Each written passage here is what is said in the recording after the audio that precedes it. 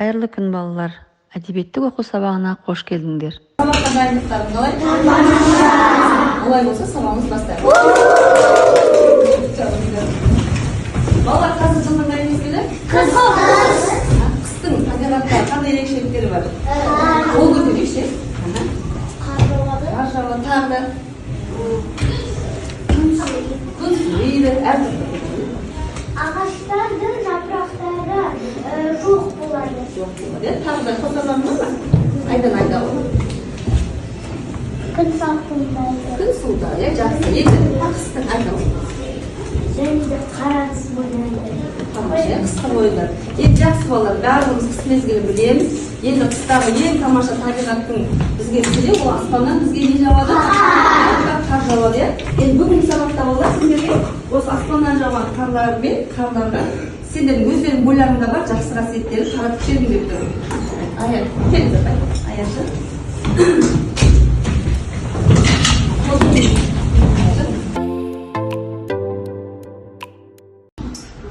Балалар, енді бүгін бұл сабақта тақырыбымызға байланысты мен сендерді 3 топқа бөлдім.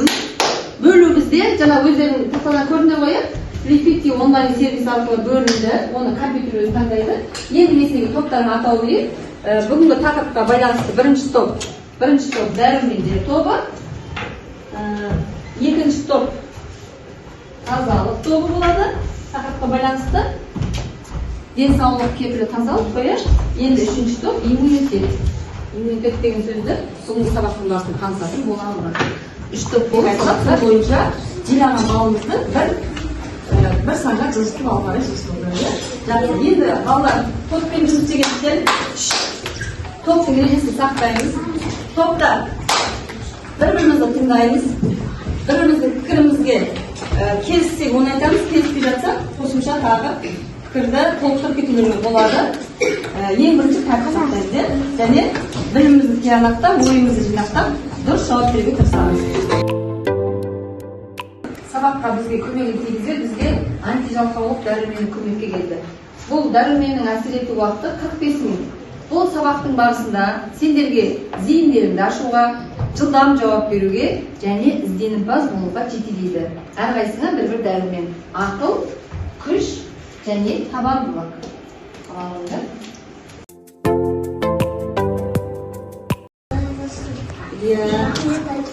Тамаша, өте жақсы, иә?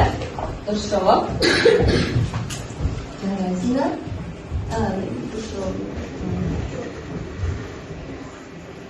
Я деген жауап дұрыс болған балалар. Қасқырдың әрекетінен үлгі алуға бола ма? Жоқ. Неге деп ойлайсыңдар? Кім айтады? Ағатардан айтыңыз, Мұхаммед Ali айтады. Өйткені ол маған рахметін айтудың орнына маған рахмет айт. Менің аузымды жоқ қоймадым деп айтады. Яғни ол енді қасқырдың қандай бейнесін көрсетіп тұр? Қасқырдың қандай екенін көрсетіп тұр? Айтасыз, кім айтады? Айтады. Қорқау екен, иә? Тамаша. Жарайсыңдар? Яғни үлгі алуға болмайды. Біз жаңа сабақтың тақырыбын білу үшін тақтаға қараударайық, бері қарай қойыңдар. Біз естетілер әртіс арқылы бізге берілген әріптердің арасынан мағыналы сөзді табуымыз керек.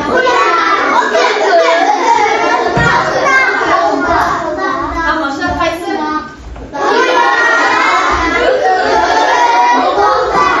Жарайсыздар балалар. Яғни бүгінгі біздің сабағымыздың кейіпкерлері үкі, қояр, тоқылдар екен. Яғни бүгінгі сабақтың тақырыбы дені саудың жаны сау бөлімі, денсаулықты сақтай біл, қоян орыс халқының ертегісі. Бүгінгі сабағымыздың мақсаты шығарманың мазмұны бойынша сұрақтарға жауап береміз. Шығарманың мазмұнын дайын жоспар бойынша немесе өз сөзімізбен мазмұндаймыз. Үзіндісін мазмұндап сахналаймыз.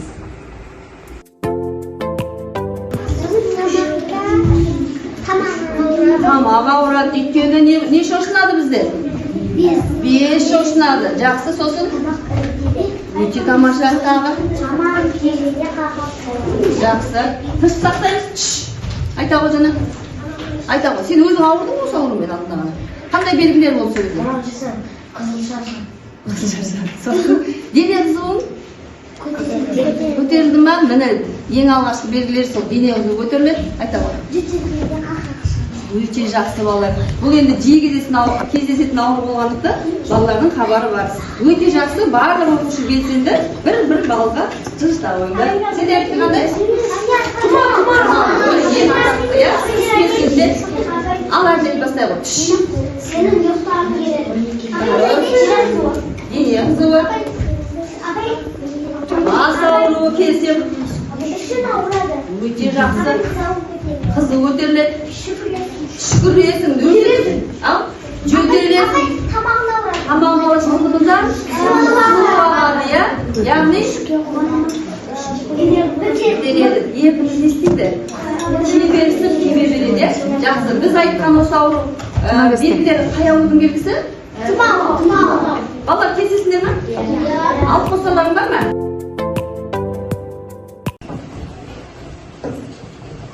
Енді кезекте балалар сабаққа байланысты, тақырыбына байланысты видеоны тамашалайық. Сосын қандай ой түйдік сонымен бөлісеміз. Мұқият қараймыз. Далаға шығып ойнасам бола ма? Жоқ, болмайды. Үйде болған дұрыс. Жердің суық ақыры тиіп қойды ғой. Одан қатты ауырып қалмаспын. Данажан, ауруды асқындырып алмау үшін суықтан сақтанып емделу қажет. Аға, ал енді ауырмаудың амалы бар ма? Бар. Ал енді балалар, видеодан қандай ой түйдік? Өз сөздерімен қысқаша айта қойыңыз. Қандай ой түйдік? Тазалық сақтап жүру керек. Қазір. Вирустардан қорғанып жүру керек. Тамаша. Тағы айта қойыңыз. Дертті асқындырып алмау керек, жақсы. Тамақ ішу керек. Пайдалы дәрумендер, емдер,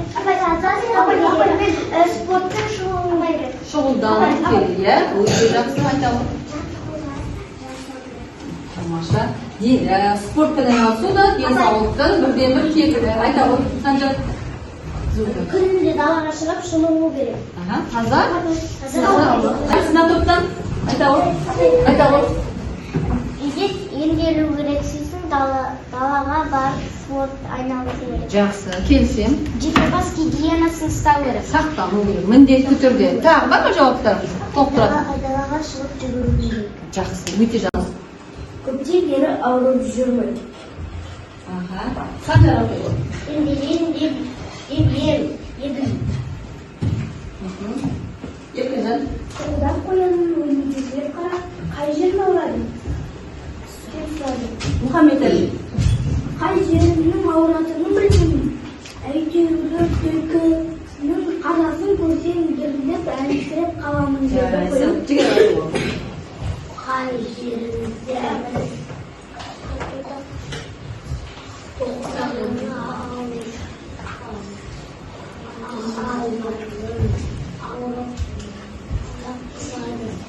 Тоқылдар оның ауруын тарқады. Айғаны жалғастыра ол.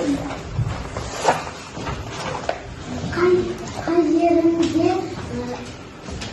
бар екенін. Ал енді балалар тақтаға назар аудардық. Бүгінгі сабақтағы жаңа сөздермен танысулайық.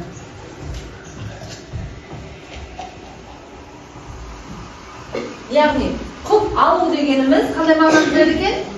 Құп алу. Яғни, келісу, құлақ астан деген тыңдаса, дерт деген ауру деген мағына екен. Біз оны сабақтың барысында таныстық.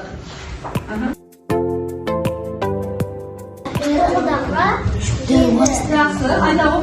Соның несіне? Тыңдап отырмасыңдар?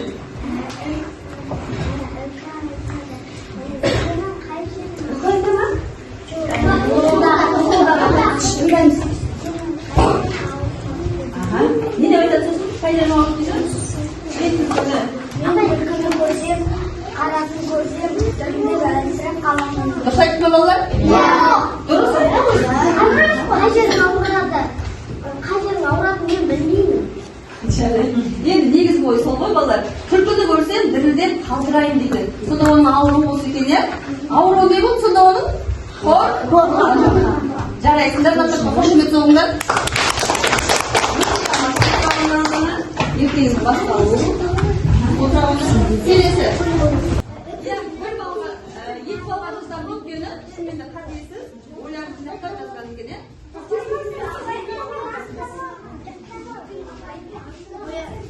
Al bakalım da yediğinizden olur.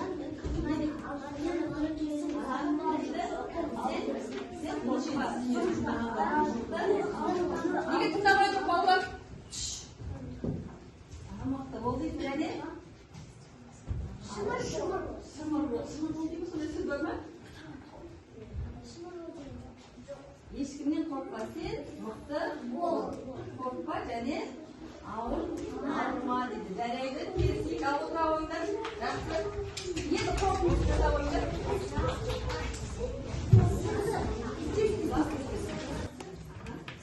Бұдан не? Қорықпауға. Кездесінің осы күнде? Жарайды, отыра ойындар. Кішкене уақыт қызыл отырып алып. Барлықтарының жауаптарыңды сұраулар өте тамаша. Ал енді балалар сабақтан шаршаған шығарсыңдар. Кішкене серіктік сәтін жасап жіберейік, иә? Көңілді әуелдейік.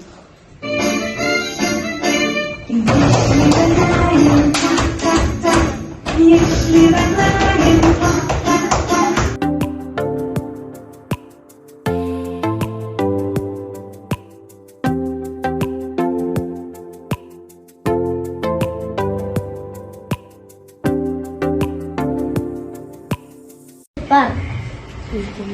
Білмеймін. Үкіге барып көрші. Үкі, мен сізге келдім. Мен ауырыптым.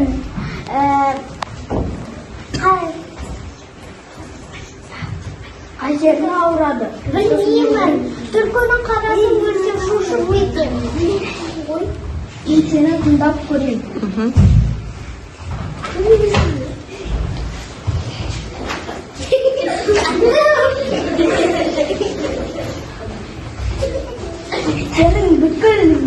Senin мүшелерің өз орнында, бірақ сен таңғалып тұрмын. Сенің бір жеріңді таппай тұрмын. Сенің жүрегің қайда? Білмеймін. Тағы бір рет тексеріп көрейін. Сенің жүрегің табанында тұр ғой. Қалай ол ояқта болды? Сен түлкіден қорқап жүре берме. Бата болу. Сол кезде біртіндеп жүрегің өз орнына келеді. Жарайды. Мен сіздің сөзіңізді ұқтым. Автор. Осы күнге дейін аман есен жүр.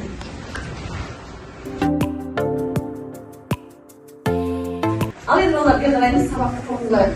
Біз бекіту үшін цифрлы қалам ойынын дайындап келдім. Бұл жерде сендерге бүгінгі сабақ бойынша сұрақтар қойылады. Сендер сұрақтың жауабын өздеріңдегі арнайы тақтаға сұрақтың жауабын жазамыз да соны көтереміз. Сол арқылы барлық баланың түсінгенін тексереміз. Түсінікті ме? Жақсы. Дайын болсаңдар бірінші сұрақ. Ала ойындар. Ал бірінші сұрақ. Дайынсыңдар ма? Қоянның дерті не екен? Қорқақтық па, батылдық па? Ай, байынды жазамыз. Қарадыңыз ба? Жылдам балалар. Жақсы, жарайсыңдар. Өте тамаша. Жарайсыңдар. Ал бір жауап берейін. Тамаша, өзіңді қошемет жауап қоя қойыңдар. Келесі сұрақ. Дерт сөздің мағынасы. Ал жазамыз. Ауру немесе теңес. Қалай ойлайсыңдар?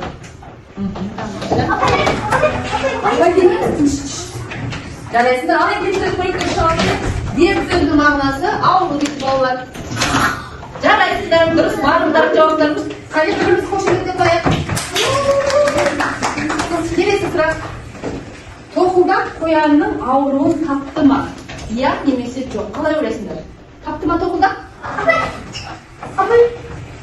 Көп сөйлеңіз. Жоқ деп отырмыз. Ал тексеріп көрейік. Балалар, бүгінгі біз сағат арқылы бағалау жүргізген болатынбыз. Енді сендер сабақтың соңында кім қанша балға жеткенін сабақтың тілі қай санда тұр, яғни біз бүгінгі сабақта сол балды иелендік деген сөз. Өздерің бағалай қойыңдар. Ал енді сабаққа кетпесе балалар, қандай сұрақ түседі, сол бойынша сабақтан алған білімдеріңді ойларыңмен бөлісесіңдер. Оқимыз. Сен үшін бүгін қандай жаңалық болды? Не жаңалық болды сабақта? Ауырмау керек. Иә, ауырмау үшін. Ауырмау үшін батыл болу керек, ешкілеу болсын. Кім толықтырады осы жауапты? Айта ғой. Кім толықтырады жауабын? Жақсы? Айта ғой, кез келген алу керек. Бүгін не білдің? Не білдің сабақта? Бүгін бас киені Сақтау керек. Сақтау керек екені білдім дейді. Жарайды, ал айта ғой. Жаңа бір мен өткен тақырып арасындағы байланыста байқадың ба? Біз өткен тақырыпта қандай тақырып өтіп едік? Өткен сабақта. Қандай сабақта өтіп есіңді түсірмешті олар? Тазалықты сақтай біл. Иә, қандай еді? Не туралы болды? Қасқыр мен үкі. Қасқыр мен Тұрна. енді айта ғой сол кезде қасқыр мен тұрна мен бүгінгі қоян ертегісінің арасында қандай байланыс бар? Апай. Қандай байланыс бар? Екеуі де не туралы? Ертегі және не туралы? Жануарлар туралы. Кішкене ойлап жинақтап қар қиыршықтары таратылған сіздердің көңіл күйлеріңді көтеру үшін. Енді осы қар қиыршықтарын аққалаға апарып түсінсеңдер бірінші аққалаға. Егер де әлі де сабақ туралы сұрақтар болса екінші тұрға, егер түсінбесеңдер үшінші аққаланың қалташасына сала алыңдар. Ал,